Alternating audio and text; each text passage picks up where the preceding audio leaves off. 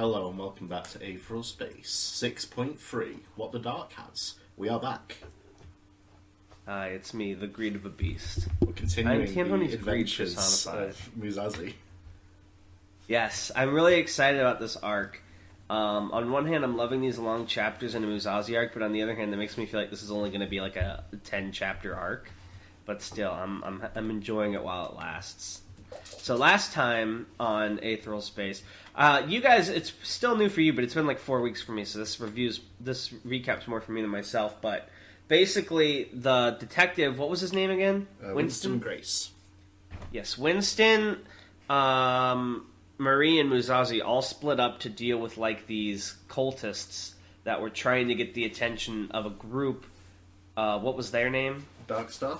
Rocky, Dark Star. And Dark Star was like anti-supremacy, I believe.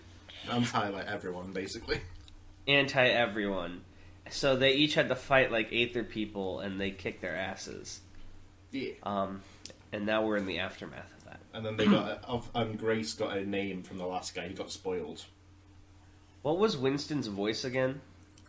I don't remember. Fuck. Okay. I'll just make him sound like slightly know-it-all-y.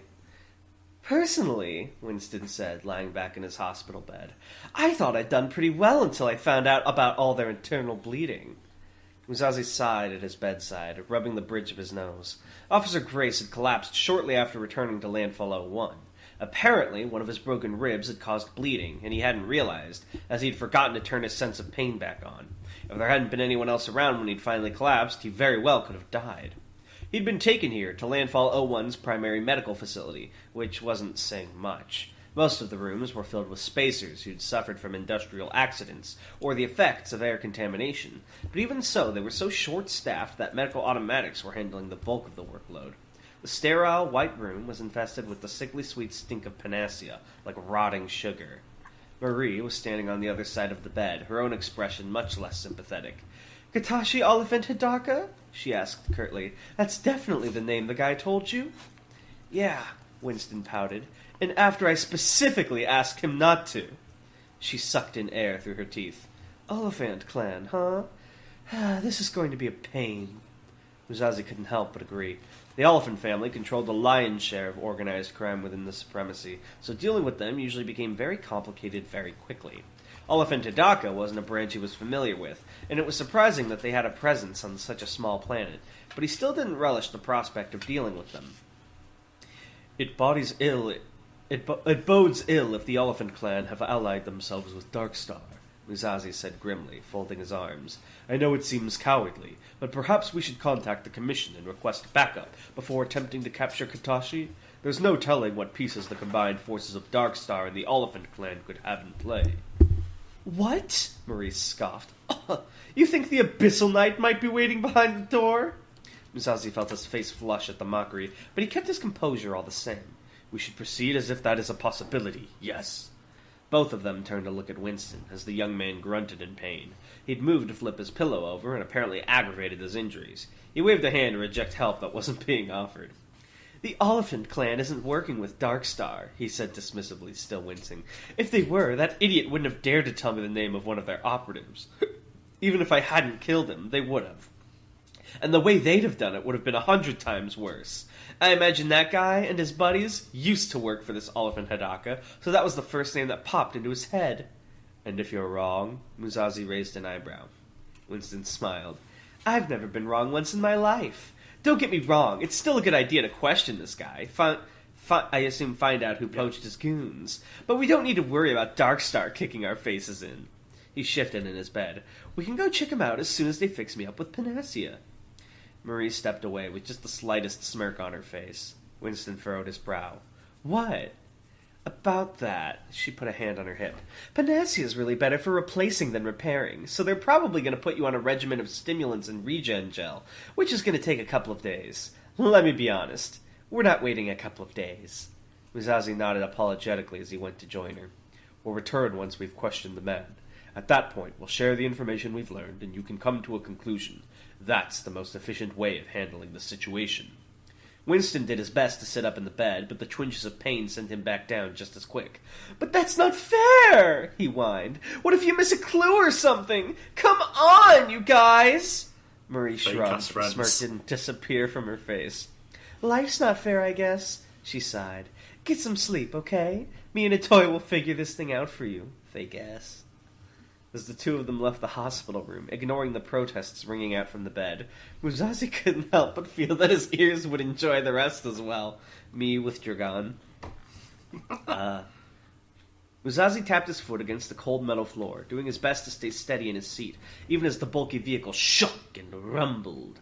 The automatic truck floated a few meters over the ground, but every time it struck an exceptionally thick pile of snow, the occupants felt it. He checked his script, a holographic representation of the automatic truck blinking along a segmented blue line. Judging just from a general look, they were about an hour into the 2-hour trip. A sigh escaped his lips as he leaned backwards, the back of his head cold against the metal wall. Landfall 01 was a small settlement, but it apparently had 2 or 3 other communities that relied on it. The main settlement was an official outpost of the Supremacy, whereas these small, outlying communities weren't strictly legal. They'd sprung up as people were left behind by transport ships, or lost the jobs that had brought them to Landfall 01 in the first place. When they'd arrived, Regan had mentioned what little crime Nocturnus had consisted of as a small... When they'd arrived, Regan had mentioned what little crime Nocturnus had consisted of, a small smuggling operation. Muzazi had no doubt the place they were going to, Heap, was the source of it. And it was where they'd find Katashi Oliphant Hadaka. Across from Muzazi, on the opposite bench, Marie was cracking her knuckles. Right now, that was the only sound in this small, enclosed space. Muzazi cleared his throat to fill that void. "It was good of Governor Regan to lend us this transport," he said. "It'll greatly increase the speed of our journey, and lessen the hazard as well. Using bikes would have made the cold quite a risk." Marie raised an eyebrow. "Tense?" "How so?" "You don't usually talk this much." Muzazi frowned. "I speak a reasonable amount, I should think." "Yes," Marie admitted, "but not usually about nothing. Usually you say things that are useful, or hold some sort of significance, but you just started telling me how useful this truck is, apropos of nothing. Hence you're tense." "Hence," Muzazi found himself smirking. "You're beginning to sound like Officer Grace yourself." "Don't be a dick," Marie laughed. She leaned back on the bench, crossing her legs as she stared up at the corner of the room. The vehicle had no windows to occupy the eyes. "You are tense, though." This is brilliant dialogue. I'm kidding. Muzazi mirrored his partner, sighing as he leaned back and crossed his arms. He had to admit she was right. There was no logical reason for him to feel so unsettled. He'd experienced nothing but victory since coming here, but this planet simply did not agree with him. "It's the dark, I should think," he muttered, looking down at the floor. "And the cold, and the isolation. It feels as if we're in a place that does not exist. I'm unused to such conditions." "What?" Marie cocked her head. "So you're scared of the dark?" Slowly, Muzazi shook his head. "No, well, perhaps. But I'm not sure if that's the way to describe it. Usually a fear of the dark is because you dread what might be within it. Am I right in saying that?" Marie nodded. Muzazi's arm loosened, and without quite realizing, he found himself looking down at his hands. "What I fear is that the dark might be empty, that what we can see is all there is, and there's no point searching for anything else." He found that his hands were shaking, and he didn't quite understand why. His partner blinked. This conversation had clearly taken a different route than she'd anticipated. "Well," she laughed uncomfortably, placing a hand on her chest, "I can tell you right now that your fear is irrational. If what we saw was all there was, there'd be no such thing as secrets, right?" A slight smile played across her lips. "If that was the case, there'd be no room for old Marie Hazard either." He glanced up. "Really?" he asked, genuinely curious. "What kind of secrets do you have?" Marie winked, grinning mischievously as the truck plowed through more snow. "If I told you, it wouldn't be a secret." Hang on, I need a quick break to take a drink of water. 1 sec. No problem. This guy's drinking water on the job. Invigorating myself for what's... hey, man, you're the one Every who wrote single the cell is chapter. being enhanced. He's only watching like, I see, by ingesting water, he's able to keep himself moving for longer. I'll have to be cautious as I proceed. This hydration, it's something I could learn from. Marie had expected their search for Katashi Oliphant Hadaka to take up most of the day. To take up more than one day, maybe. As an elephant, this man was a major figure in the underworld, after all. We can't ignore the elephant in the room. And one didn't survive long in the underworld without knowing how to cover their back. She'd expected to have to follow endless whispers, to threaten fragments of gossip out of people, to chase shadows down alleys. She hadn't expected him to be here. She hadn't expected him to look like this. The man silently drinking in the corner of the bar looked sad. Black hair had turned gray long before its time, and the constant tremor of his thin hands suggested a stress his body was not sufficient to contain. From what little information she'd managed to scrape together, Katashi was meant to be in his late 30s, but he looked for all the world like a man twice his age. It was as if he'd started wasting away before even dying. As the two of them approached cautiously, Katashi looked up at them, bleary eyes squinting from above what had probably once been a mighty handlebar mustache, now 2 gray tufts of hair. The strong drink in his hand stopped right before reaching his mouth. "What?" he mumbled. "What do you want?"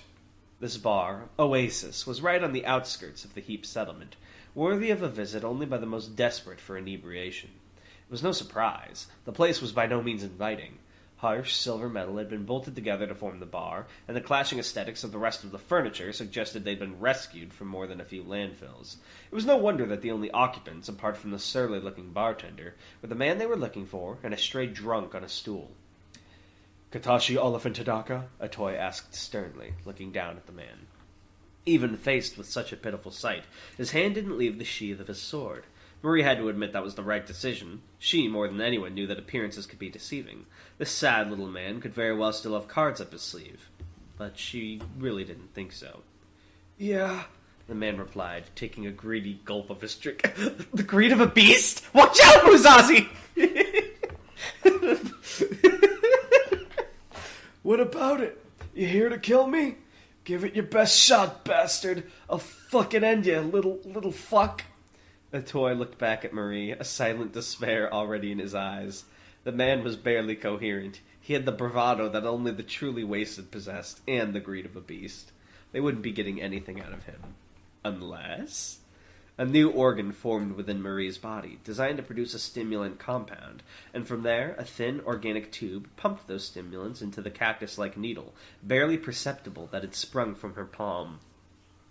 "Mr. Oliphant Hidaka," she said calmly, pushing past the toy and placing a reassuring hand on Katashi's shoulder. "Excuse me. We really need to speak to you." The needle injected the stimulant before both it and the organ degraded into nothing and were reabsorbed into Marie's body. "That should sober you up nicely."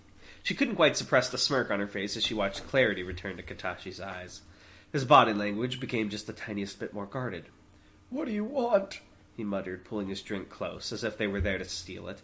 The toy circled the table until he was standing behind Katashi, his shadow falling over the thin-looking man. It didn't seem to have the menacing effect he desired. No matter how degraded, a gangster was a gangster, and Katashi simply took another sip of his drink. "We had an encounter with several of your employees earlier today," Atoy finally said. "A pugnant named Rollo and 2 others. Don't pretend you don't know them." "Rollo?" Katashi snorted. "You finally caught that idiot?" "He's dead." "Good riddance." Katashi downed his glass without missing a beat. "Fucker thought he could disrespect me like that. Isn't right. People only judge. They only judge other people by what happens to them, you know? Never by what they do. Fucking bullshit. You'll rot in hell." Impressive. The man's self-pity was disgracing him more than the alcohol ever could, and that was something Marie couldn't cure. "Disrespect you? In what way did he disrespect you, sir?" Marie asked, leaning forward. Sir. She'd appeal to what was left of the man's ego. He glared up at her, eyes narrow, clearly trying to work out what her game was, and the suspicion slackened as, as he decided he didn't much care what her game was. He held up a hand to the bartender for another drink. "It's bullshit," he repeated to himself as the bartender went into the back. "You provide for these people. You provide them opportunities, and one little bump in the road and they decide they never knew you." He suddenly thumped his fist against the table, the metallic clang ringing out discordantly. "The looks on your faces. You think the same, huh? Wash up, has been, couldn't even take care of his own?" "Yeah." "No," Marie said reassuringly. "We just want to find out what's going on. These guys who betrayed you, do you know who they might have gone to work for instead?" Katashi opened his mouth as if about to launch into another rant, but sadness seemed to overwhelm anger for a moment, and the fire in his belly died away. "Someone else?" he muttered to himself, turning his empty glass over in his hand. Nah, no, they wouldn't have done that, right? Not where I can see. They wouldn't have stuck around here. Marie desperately grabbed hold of the tiny bit of useful information the sad sack might have just given out. They wouldn't have stuck around here? You thought they were leaving, then? The next drink arrived, and Katashi grabbed as if afraid they'd stop him, both hands curled around the glass as he nursed his sorrows. He was like a man in a blizzard, huddled around a fire. They said, he mumbled, they said there was nothing here. Bullshit, people only. His body began to seize, and for a moment Marie thought he was up to something, but all this man was capable of was silent sobbing. Something awful had happened to this person. Alcohol. The greed of a beast had taken away every last speck of him. Marie sighed as he stepped back, exchanging a look with the toy. It really was impressive. Marie had sobered this man up not 2 minutes ago, and he was already almost back to where he'd started. So long as alcohol was at hand, they'd never get anywhere. Get up, a toy grunted, pulling the man to his feet. We're taking you in for questioning. Katashi offered a token attempt at resistance, but fell limp soon enough when faced with the toy Muzazi's superior strength. Marie even saw a few strands of weakly green aether peel off of Katashi's arms, but in his inebriated state it wasn't able to do much except look pretty. Times were, he muttered, dejected. I could have you dead with a phone call. I could have you dead. Fuck. Regan had provided them with the keys to a residence here at Heap. They'd use it as a temporary base while they were investigating Katashi. Marie crooked a finger as she strolled out of the bar, and the toy pushed old Katashi after her. The man grumbled and stumbled, but eventually followed them out into the eternal night. The surly bartender watched them go, a bemused expression on his face, before returning to his one remaining customer. Another drink, Mr. Mazma? Oh, he asked. So is Mazma watching them do this task he gave? Why couldn't he fucking do this shit? Who knows? What is going on? Wasn't his whole thing like, I'm too busy to help? And now he's like, is slowly unraveling before our eyes. Me when someone says they're too busy, but I catch them watching anime. Shaking my head.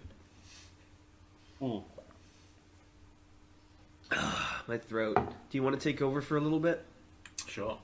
If a toy Muzazi had to say anything for this Heap settlement, the architecture was a little less conformist than Landfall 1. Rather than the orderly, prefabricated buildings that composed the main settlement, places like Heap had been formed based on necessity, ground broken where housing was immediately needed. As such, it was a ramshackle collection of shacks and huts, each one a different shape and size. When faced with such variety, it made the cuboid residence they'd been given by the governor seem almost unique. If Landfall 01 had to have a presence here, Muzazi supposed, this was probably the best way to advertise it. He scanned the script over to the door panel, unlocking it, and as the three of them stepped inside, two willing, one less so, they were met with the welcome warmth of the building's heating. A chair had already been left out for them, so Muzazi pulled it up and threw Katashi in it, earning himself a groan. Oh god, did the bar not have heating? Can you imagine just drinking in a miserable, cold metal box? Well, it had some heating, but they had to walk from the bar to here. Right, okay, never mind. I was about to be like, I do feel for Katashi. The clock in the room steadily ticked as Katashi glared up at his captors. What do you want? The man grumbled, regaining some of his lucidity now that he'd been removed from the bar. I'm a citizen of supremacy, I've got rights. Marie rolled her eyes, throwing herself onto a dusty couch and spreading her arms wide along the back. Oh, was that Rocky just now? Yeah, he's moaning at me for some reason. Once we're done with this, I'll have to help him. Oh, save it, she sighed. I'm sure if we could to look you up, we'd find enough for your criminal record to justify hundreds of interrogations. You're an Oliphant, after all. Katashi looked down. Was an Oliphant. I fucked up. My branch used to be in charge of smuggling, you know? Lost a massive shipment. One mistake and they send you somewhere like here. Some shithole. Got a name and nothing else. And as he narrowed his eyes, circling the seated man like a shark, his footsteps were timed with the tick-tock of the clock, lending his movements an oddly choreographed quality. You're very candid, he said, looking down at him. I wouldn't expect a criminal to give away his secrets so easily. The man looked up at him, his eyes empty. Kid, look at me, he said, lifting a thin hand. In the dim light, it almost looked as if they were talking to a skeleton. All I've got left to do is talk and drink and die. Once I'm done talking, I can get back to drinking. That good enough for you assholes? It was as he stopped his circling. To be honest, he couldn't really argue with that. The man who worked for you, Rolo, he said. We believe he recently came into the employ of an organisation called Darkstar. Actually, Marie raised a finger. It's more likely that he came into the employ of someone who wants to be in Darkstar. No offence, but my guy didn't exactly seem the ambitious type. Katashi put a hand to his head, his post-liquor headache already making an appearance, slouching in the chair. I don't know anything about the specifics, he muttered. Most of my guys just trickled away after the family had relocated us here. Bet most of them work for Jocks now, that son of a bitch. Hey! You mean Jock? Yeah, Jock. Hey! I thought you said Jocks for some reason. You're insane. Hey! Marie snapped her fingers, pulling their guest out of his obviously familiar resentments. Back on topic, family man. You don't know anything about any of the specifics, but... Is there a but there? The criminal shot Marie a nasty glare. She wasn't being the most welcoming host, before continuing with a sigh. Well, I don't know, this is kind of a surprise.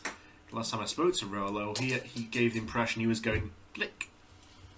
The subtle jarring noise rang out from the underside of the chair Katashi was sitting on, cutting him off.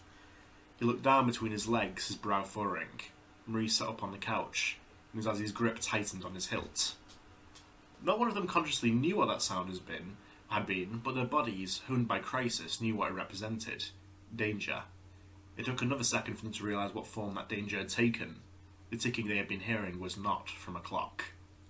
Bomb! Muzazi roared. He pulled Katashi out of the chair and kicked it across the room in one smooth motion, but he already knew he was too late. If he'd heard that click, that meant the detonation was already imminent. Any steps to avoid it now, and the final instinct, would be fruitless. I assume that was meant to be instant, but that also sounds cool, so I'll keep it. Wait, what was supposed to be instant? Instinct there, but it sounds better, so I'll let Google have that one.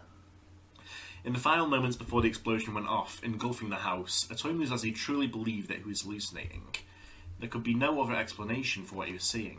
The delirium of chaos was clouding his vision. I'm gonna make a guess and say that the governor's probably the guy who wants to be in Dark Star. Okay. As his world became a blur of movements, the result of a final lunge towards the door, Muzazi could have sworn he saw Marie launch off the couch and push himself and Katashi out of the door with colossal clawed hands that dwarfed the rest of her body. Absurdity. Truly an absurdity. Regardless of whether he'd seen the action clearly, the results went unchanged. Muzazi and Katashi, and something else, went flying out the front door, not one of them untouched by the fire that burst freely from the explosive. It licked at Muzazi's right arm, igniting it for a split second before he fell into the snow, smothering the flame before he could get started. Katashi's head and body were scorched, the man screaming as he thrashed on the ground, clutching his burnt face. And the third thing. The top half of Marie Hazard's body was limp, arms splayed around it in the snow. Her eyes had rolled up into her head, revealing red veins, and a tongue lolled vacantly out of her mouth. The snow around her was quickly turning red. Atomu Muzazi's eyes feared what they would see, but they still looked down. There was nothing below Marie Hazard's torso, just the charred and terminated trails of what had once been organs. A strange strangled noise trickled from Muzazi's throat, and he put a hand to his mouth to stifle it. Even that half measure, however, he couldn't deny what he was seeing. He couldn't deny that he was looking at a corpse. His hand didn't hold his voice back for long. Atomu Muzazi's scream was swallowed by the dark. No, you did not kill off my waifu. You didn't. I don't believe it. What could happen? Hold on, first off, does Muzazi know that she is a gene tyrant?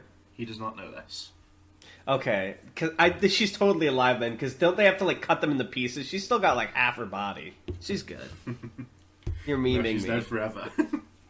This will be the reveal to Muzazi that she's a gene tyrant. Okay. For a second, I thought you actually killed her off. I was so down bad. I was like, no, it can't be. Not after all this. I wasn't Toy Muzazi. Alright. Yeah, so I'm very confident she's going to make a comeback, somehow. But, I have two big guesses here. One is that the governor is the one who wants to work for Dark Star, and he bring the bomb. The other is that this whole mission is Mazma's bullshit excuse to get rid of Marie because he thinks she's a threat, and or Muzazi for whatever reason. Because theoretically, if Marie didn't have the needle bullshit, she could easily be a contender for the supremacy. Although, maybe, after exploding her whole body, maybe whatever those needle things are gone now? Question mark? Well, who knows? Who can say? Yeah, we haven't really specified what the needles are, if they're an energy soul aether thing, or if they're literal mechanism in her body. If it was the latter, I'm sure she could have gene tyranted them out by now. But very curious. Either way, good chapter. I teased you a little about the dialogue in the truck, but most of the dialogue in this chapter is pretty good. It was enjoyable to see the characters interact. What's his face? Katashi is surprisingly pathetic. You really drove that home. That poor man has nothing left in his soul. But it was a good chapter. The greed of a beast. Was no, the greed of a beast in his eyes. There was no Rolo though, so I'll have to knock you a few points. He's dead. How can there be any Rolo? It's just a shame. No Rolo, no Winston. What am I supposed to do in this world? Winston was in it. He was in a hospital bed though. Yeah, but no, this was good. I'm excited to read the next one. I think I'll have time to get it out before I have to go. For now, thank you guys for watching, and we'll see you next time. Bye! Bye!